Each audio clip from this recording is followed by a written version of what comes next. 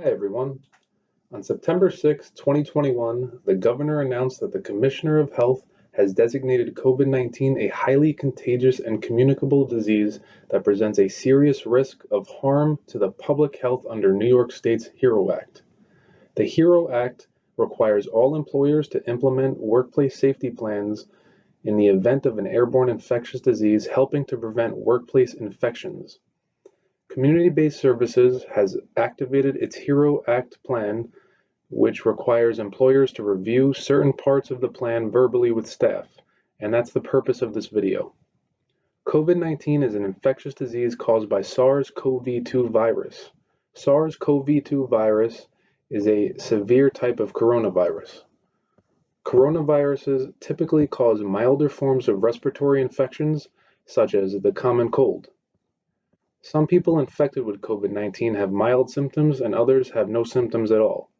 COVID-19 can lead to respiratory failure, lasting lung and heart muscle damage, nervous system problems, kidney failure, and sometimes death.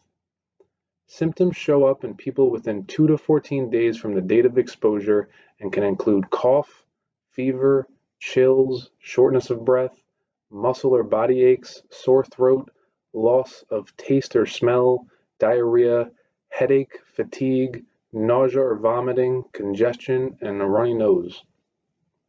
The disease is spread from person to person through droplets and particles that are released into the air when an infected person breathes, talks, laughs, sings, coughs, or sneezes.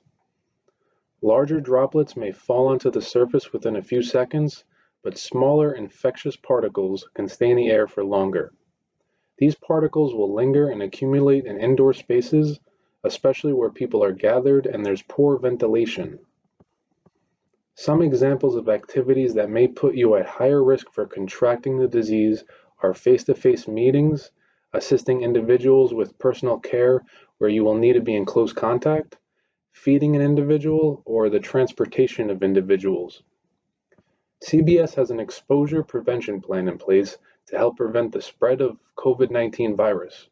This plan addresses the symptoms of COVID-19, maintaining physical distancing, proper respiratory etiquette, wearing and using personal protective equipment appropriately, especially face masks, proper hand hygiene, housekeeping and disinfection practices, use of social etiquette behaviors other than hugging or shaking hands, health screenings at the beginning of each shift, any special accommodations needed for people who have added risk factors such as age or increased risk for illness, advanced control measures needed during an outbreak, and infection response and training.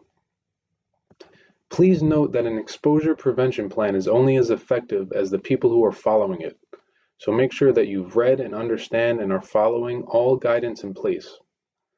Now I'm going to go over some of the rights you have as an employee under the HERO Act plan. One of your rights as an employee is that you have the right to be protected from retaliation. If you were to report us as an employer to the Department of Labor because you felt we weren't following the requirements of the plan, you are protected from retaliation. The New York HERO Act also allows for the formation of a safety committee when deemed necessary. The New York HERO Act will be posted in BeyondPay if you would like to review it.